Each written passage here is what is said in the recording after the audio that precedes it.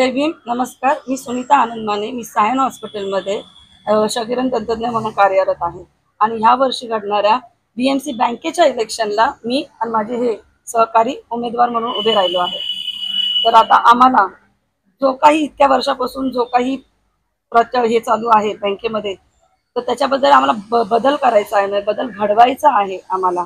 त्याच्यामुळे आम्ही paramedical staff तर आम्ही पहिल्यांदाच उतरलेलो आहोत. आम्हाला याच्याबद्दल जेव्हा आम्ही अनुभव घेतले बँकेचे, त्याच्यानंतर मला असं वाटलं की शिक्षित लोकांनी उतरलं पाहिजे. शिक्षित लोकांनी सुद्धा या गोष्टीच्या विरुद्ध गेलं पाहिजे. शिक्षित लोकांनी जर एवढं काय फेस केलेलं आहे, त्याचे कमी शिकलेले आहेत लोक, त्यांना काय काय फेस करावं लागलं असेल त्याचा विचार आणि आम्ही अंदाजही घेतलेले आहेत. त्याच्यामुळे आम्हाला असं वाटतं की बदल घडण्यासाठी, बदल घडवण्यासाठी नवीन पिढीने, नवीन विचारांनी उतरून या गोष्टीमध्ये बदल करण्याचा प्रयत्न केला पाहिजे. फक्त बोलूनच की बाबा हा झाला पाहिजे बदल, झाला पाहिजे बदल, असं नाही होत. त्याच्यासाठी उतरलो आम्ही आणि आम्ही सगळेच उमेदवार ह्याच विचाराने उतरलेलो आहोत की बदल आता घडलाच पाहिजे. आणि हे माझे सगळे हे उमेदवार आहेत. संगीता सावंत, गोवंडी शताब्दी रुग्णालयात MRI टेक्निशियन म्हणून कामाला आहे. आणि आम्ही नवीन पिढी याच उद्देशाने आम्ही उभे राहिलेलो आहोत की काही ज्या जाचक अटी होत्या आणि ज्या काही जाचक कारभार चालू होता त्याला कुठेतरी एक निर्मूलन करण्यासाठी आम्ही उभे आहोत. आणि त्याच्यासाठी आमचे बरेच प्रयत्न राहतील. आमच्या पॅनलचं नाव स्वाभिमान पॅनल आहे आणि आमची निशाणी आहे उगवता सूर्य. तर मला असं वाटतं की आमच्या सगळ्याच उमेदवारांना तुम्ही भरघोस मतं देऊन विजयी करावं, जेणेकरून तुमचं भविष्य मजबूत होईल आम्हाला एक संधी दिल्याने. नमस्कार, मी नामदेव यशवंत नाडेकर. मी सध्या ए विभागामध्ये मलनिःसरण प्रचालन निरीक्षक या पदावरती कार्यरत आहे आणि मी ती म्युनिसिपल कोऑपरेटिव्ह बँक 2025-2030 जी आता निवडणूक लागली आहे, त्या निवडणुकीमध्ये मी माझं पॅनल स्वाभिमान पॅनल घेऊन आम्ही सर्वच उमेदवार त्या निवडणुकीसाठी सज्ज झालो, लढणार आहोत.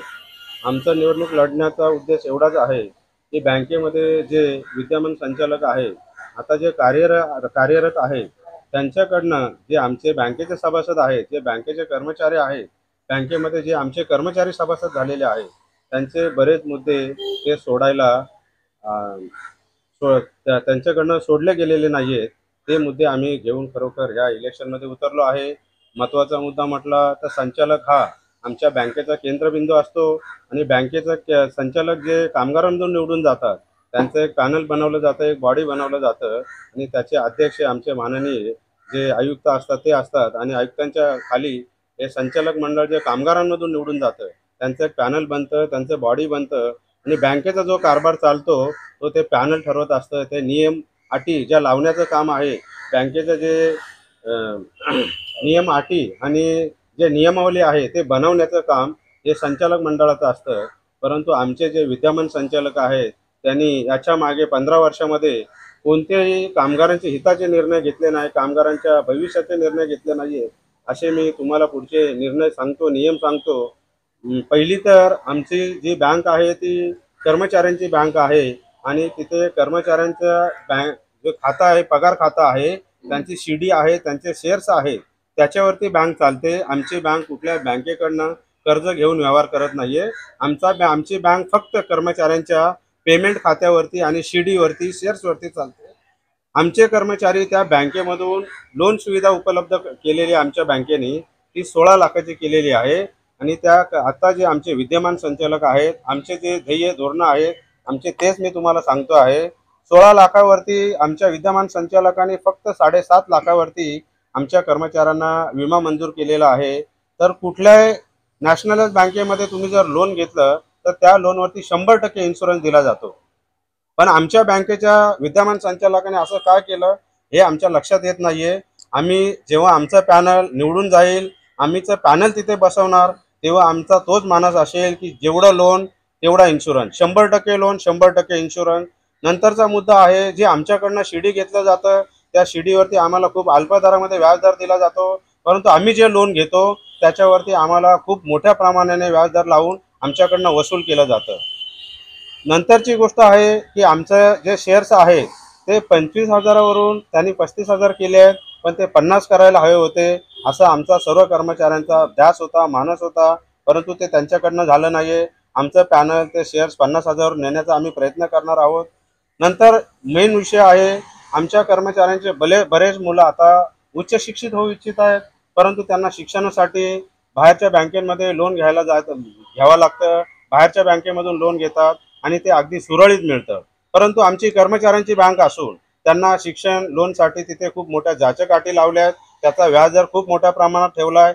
आणि सगळ्यात महत्त्वाचा मुद्दा, शिक्षण कर्ज जे आहे त्याचा नियम असा असतो, सगळ्या बँकेमध्ये, प्रायव्हेट बँकेमध्ये असा नियम आहे, जेव्हा शिक्षण लोन घेतो एखादा कर्मचारी किंवा कर्मचाऱ्याच्या मुलासाठी शिक्षण लोन घेतलं जातं, तेव्हा त्याचं जे एज्युकेशन आहे ते कंप्लीट झाल्याच्या नंतर, त्याच्या हातात डिग्री आल्याच्या नंतर त्याचा EMI कापला गेला पाहिजे. परंतु आमच्या बँकेत तसं होत नाहीये. ज्या महिन्यात लोन घेतलं त्या महिन्याच्याच येणाऱ्या पुढच्या महिन्यात 1 तारीखला त्याचा EMI चालू करण्यात येतो. त्याच्यावरती आम्ही निर्बंध आणणार आहोत. आणि याच्यानंतरचा आमचा मानस आहे, आम्ही जे शिक्षणासाठी लोन देणार आहोत त्याच्यासाठी जो मुलगा इंजिनिअरिंग, डॉक्टरेट, डिप्लोमा, परदेशी शिक्षण घेत असेल त्याच्या हातामध्ये डिग्री आल्याच्या नंतर 3 वर्षांनी त्याचा EMI चालू करणार आहोत आम्ही.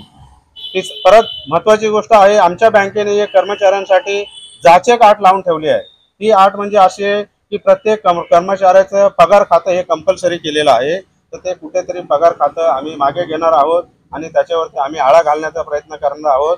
आम्हाला जे बँकेमधून मोठं लोन दिलं जातं त्या मोठ्या लोनचा रेट ऑफ इंटरेस्ट हा एवढा हायर आहे की 12.5% याच्यापूर्वी रेट ऑफ इंटरेस्ट होता. आता निवडणूक आल्यामुळे जे विद्यमान संचालक आहेत त्याने 11% आणून ठेवलेला आहे. कारण कुठेतरी त्यांना निवडणुकीला प्रचाराचा मुद्दा तयार करायचा होता. त्या संदर्भामध्ये त्यांनी ते रेट ऑफ इंटरेस्ट कमी केला आहे. पण त्यांनी कर्मचाऱ्यांची भूल केलेली आहे, कर्मचाऱ्यांची दिशाभूल केली आहे. कारण जे लोन 12 वर्षात क्लिअर व्हायचं त्याचा 2 वर्षाचा पिरियड वाढवला आहे आणि त्या लोनचा पैसा त्या माध्यमातून कर्मचाऱ्यांच्या डोळ्यामध्ये माती टाकून आणि असं त्या लोनला फिरवण्यात आलेलं आहे. नंतरचा विषय, आमच्याकडे बरेच कर्मचारी आहेत ते प्रायव्हेट बँकेमध्ये जाऊन हाऊसिंग लोन घेतात. आमच्या बँकेमध्ये एवढा पैसा आहे, कर्मचाऱ्यांची बँक आहे, परंतु प्रायव्हेट बँकेचा हाऊसिंग लोनचा इंटरेस्ट जर बघाल तुम्ही 7.5% ते 8.5% आहे. पण आमच्या बँकेमध्ये तो 9% हाऊसिंग लोन इंटरेस्ट दिला जातो. आणि त्या लोनसाठी जी कागदपत्रांची जी पूर्तता करावी लागते ती खूप अवघड करून ठेवलेली आहे. जे स्ट्रक्चर ऑडिट करून आणायला लावतात, स्ट्रक्चर ऑडिटसाठी खूप कर्मचाऱ्यांना पैसा मोजायला लागतो. असे बरेच मानस घेऊन आम्ही या इलेक्शनसाठी आम्ही आमचं पॅनल घेऊन उतरलो आहे. मी आपल्या सर्वांना विनंती करतो की आमच्या स्वाभिमान पॅनलला आपण भरभराटून मतदान देऊन आमच्या सूर्य निशाणीवरती आपण सगळ्यांनी ठप्पा मारून विजय करायचा आहे आणि आम्हाला आपली सेवा करण्याची संधी द्यायचा आहे. एवढंच बोलतो आणि मी माझे 2 शब्द संपवतो. जय हिंद, जय महाराष्ट्र, जय भीम.